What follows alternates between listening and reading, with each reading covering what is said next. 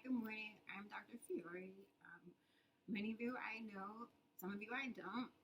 I'm going to be your professor for critical approaches to literature. This is going to be about a 20-25 minute short recorded lecture. I'm just going to communicate the things that I would say to you if we were meeting in person. So the first 2 weeks of class are going to be remote, and we'll follow this format next week as well. But the third week, we will be back on campus. So, and if I hear anything different, I will let you know, but that is the plan.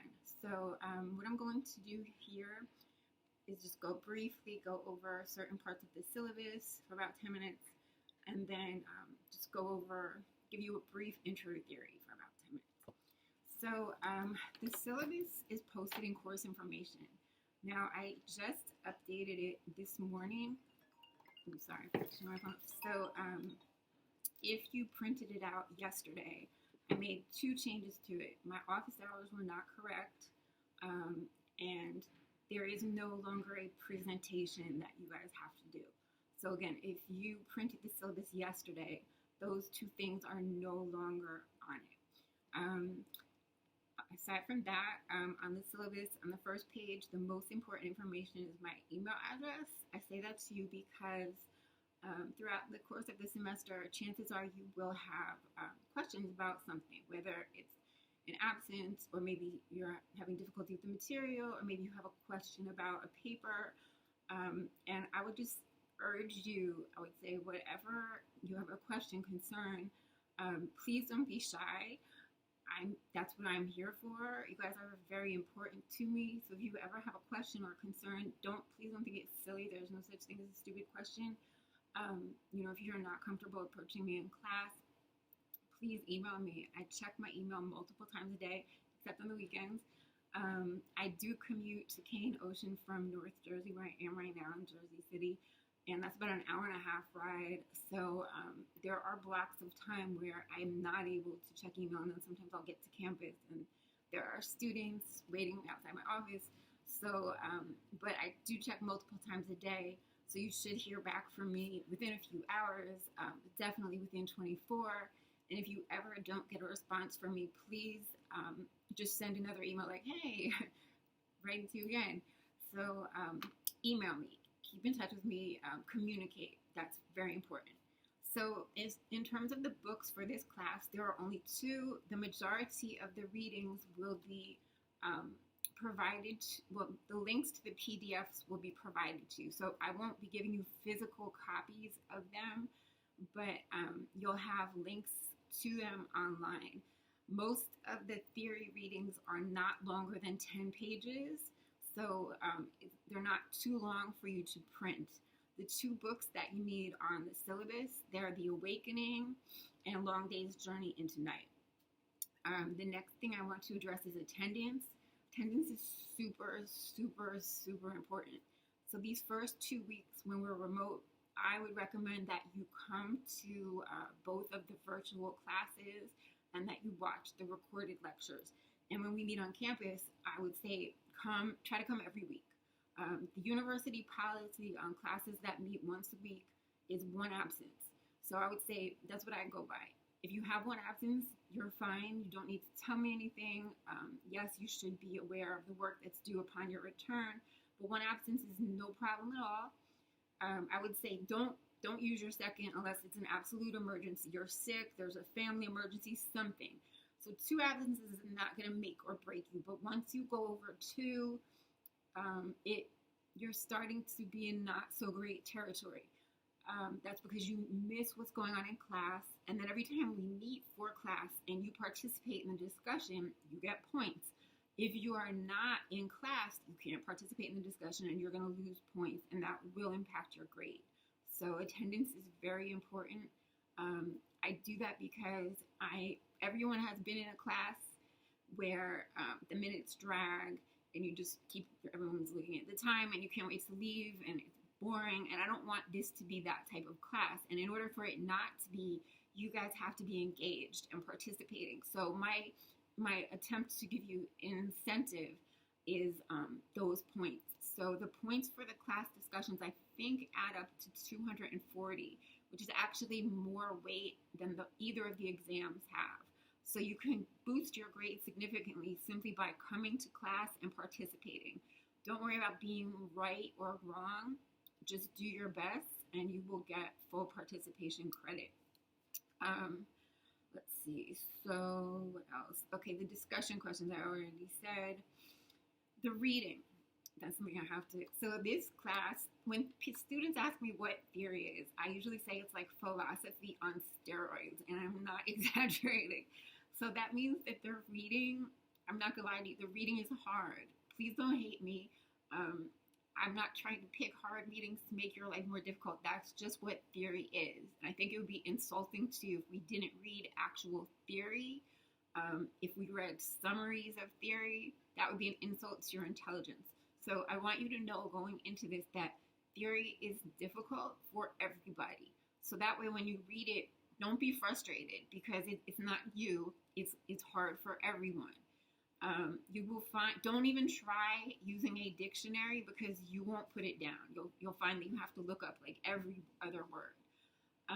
What I often say to students is that, well, I'll tell you that it takes, not anymore because I've read these essays like many, many, many times.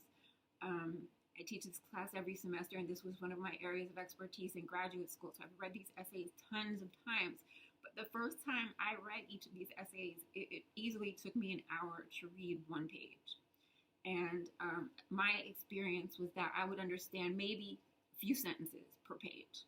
So I would say if you understand a couple of sentences per page, that's okay. So give yourself a break. Don't go crazy. Do not go crazy. Just do your best. And if you still feel like, I don't know what this means, I don't know what this is talking about, don't worry. Lots of people feel that way. Just do your best and don't go crazy. That's the most important thing to remember. This is hard for everyone. This is your first time with it. That said, you shouldn't worry that, oh, this is a hard class, I'm not going to be able to get an A. All of my classes are designed to make you succeed. That's why you get so many points just for participating. So about a quarter of your grade is determined simply by participation. And no, you don't have to be right. You just have to give it a shot. So let's see, what else did I want to say about the readings? I also give you reading questions. My advice too would be that you do the reading questions before you do the reading, because the reading questions literally, they will steer you towards the important points in the essay, and they'll really help you to figure out what it means. So I would do the reading questions first and then go back and read the essay. And again, just do your best. If you're not able to make it through an entire essay, that's okay. I just ask that you give it your best shot, because that's all anyone can do. In terms of your grade, we have 2 papers, 2 exams, and then the class participation. So for the exams, the midterm and the final, we prepare a week in advance. You get the exam questions a week in advance, and it's also open book. Again, that is because I want you to do well in the exam. I want you to succeed. For the papers, you'll get the questions well in advance. And if you want to come see me during my office hours or virtual office hours for feedback, you are welcome to do that. You can also go to the Writing Center. So again, this class, I want you to succeed. And it's very possible, like many of you, if you just do the work as it is assigned, just do the reading as it's assigned every week, you'll find that it's definitely, an A is very attainable, okay? And I would just say that I think theory is really cool. I love it. I know I told you that my first experience with it when I was in college and then grad school, I would read a page. It would take me an hour to read one page, and I would understand maybe 2 or 3 sentences. But those sentences that I understood were so exciting that it was like, oh my God, that's such a cool idea. So I really love theory. That's my cat, Chanel. I love theory. I think it's really cool. And this is actually one of my favorite courses to teach, even though the students find it difficult. But so I would just tell you to have fun with it. Don't be too hard on yourself. Do the work as it's assigned. Stay close to class, and you can definitely get an A. So, oh, last thing, I hate mentioning this on the first day, but someone does it every semester. So, plagiarism. Please do not plagiarize. I can always tell when someone plagiarizes. I just can't call it a sixth sense. I can tell. And now there is software that helps us detect it. So you will get caught. My experience is that students don't need to plagiarize. You're smart. You have lots to say, but sometimes you may find yourself like backed into a corner where life is sort of piling up on you, and work and this and that. Should you find yourself in that position, do not plagiarize. Contact me outside of class, either by email or speak to me before class, and I will work with you. Don't come to class and raise your hand and say, "Can I have an extension?" Because then everyone else in the class is going to ask for that. But just speak to me and I will work with you. Okay? So that is it for the syllabus and the basic info. If you have any questions, you can ask them during the virtual section or the virtual portion of the class. So now I'm just going to give you a brief overview of theory. So what is literary theory or critical theory? First, we should look at the question, what is literature? So our understanding and definition of literature is actually maybe not constantly changing, but it changes with time. For example, today we regard Beowulf as part of the literary canon. It is essential reading. If I told someone that I had never read Beowulf, I would be, are you kidding? That would be like majorly embarrassing. I would be laughed at. That's because Beowulf is considered essential reading for a, quote, educated person. However, Beowulf was not even studied as a work of literature until 1906. It was studied by historians and linguists for the language and then for the information about historical artifacts and archaeological artifacts. But then in 1906, J.R.R. Tolkien of Hobbit fame presented a paper in England, and he argued on behalf of Beowulf, not just stating that, talking about the lyric beauty, but also addressing the issue of the monsters. And anyway, the paper was a huge success, and from that point on, Beowulf has been studied as a work of literature. But it's interesting to see how one person was able to change what was considered as literature. And today, many colleges and universities have courses in what's called these are literature courses in new media or digital studies. I have a colleague or former professor who teaches an English class called Blogs, Tweets, and Social Media, the Practice of Digital Communication. And in the class, the students they have to create a blog, and then they have to do tweets. And so that's an actual field of literature now. Digital media is considered literature. So our understanding and definition of literature is constantly changing. So the way that we interpret literature is going to constantly change as well. And that is where theory comes in. So literary theory, just to give you the most basic overview, literary theory started out as a way of interpreting literature. And an example of this would be the New Critics. The New Critics emerged like early, mid 20th century. And their argument was that literature is art. Just like you would go to a museum and look at a painting on the wall, and you wouldn't stop and say, well, who is the artist? Where did she live? When was this painted? When you're reading a book, you do not give any thought to the author. You give no consideration to the historical period the book was written in. All that you consider is the text. You interact with the text only as you would interact with a painting. So that was what New Criticism did. New Criticism also brought us the close reading. So in all of your classes, when your professors have you, read the close read and analysis, that's thanks to the New Critics. Now, by the 60s and 70s, literary theory changed radically. What theory now started to do and does now is it breaks down traditional concepts in order to show us that all of our thoughts and assumptions must be questioned.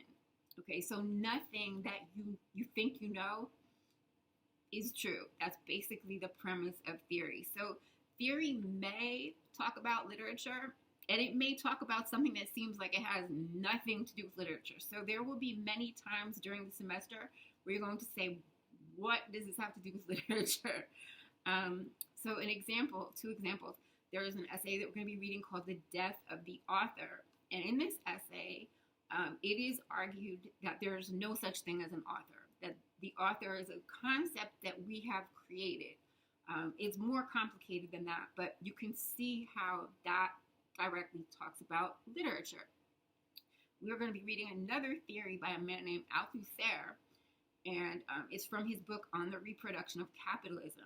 And in a nutshell, what he argues is, don't get offended, but he says that the majority of us, let's say 90 or 95% of us, are basically like ants.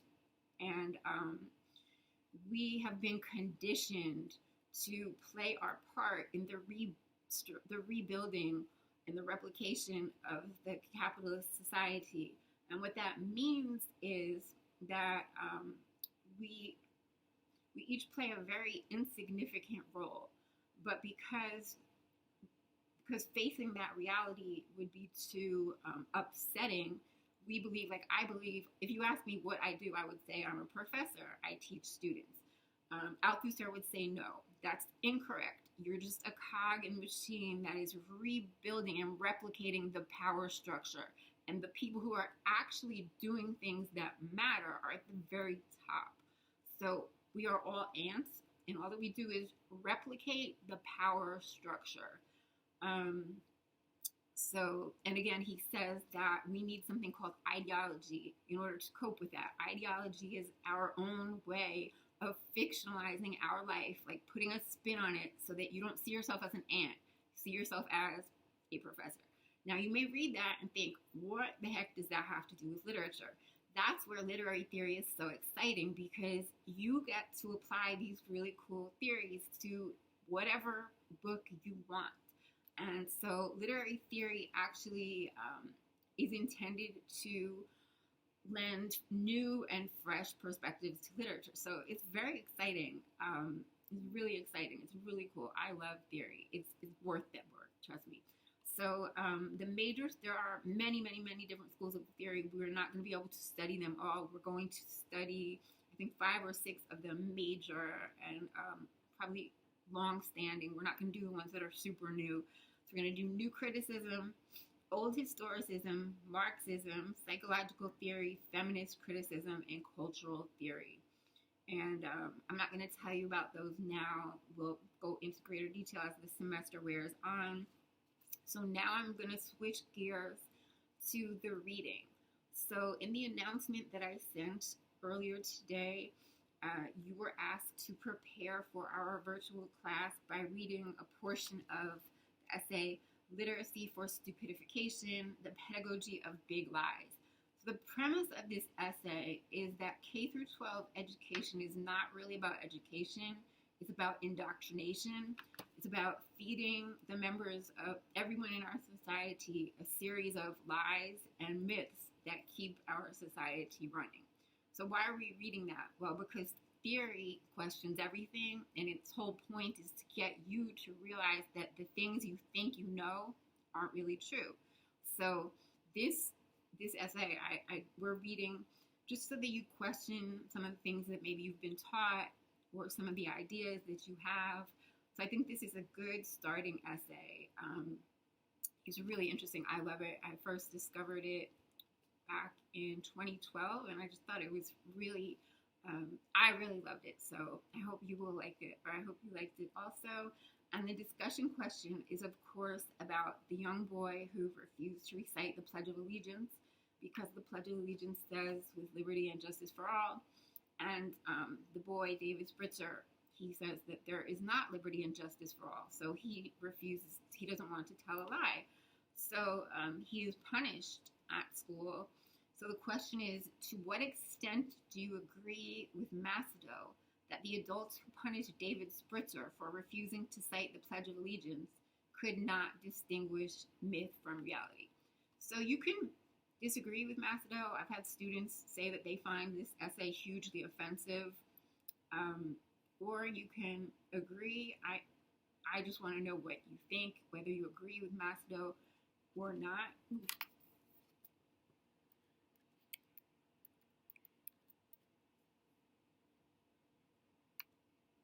Sorry about that. Yeah, I just want to hear your opinion, and I would love it if you could cite a supporting quote. Okay, so I will see you for our virtual class at 2. Bye. Oh, and thank you for watching.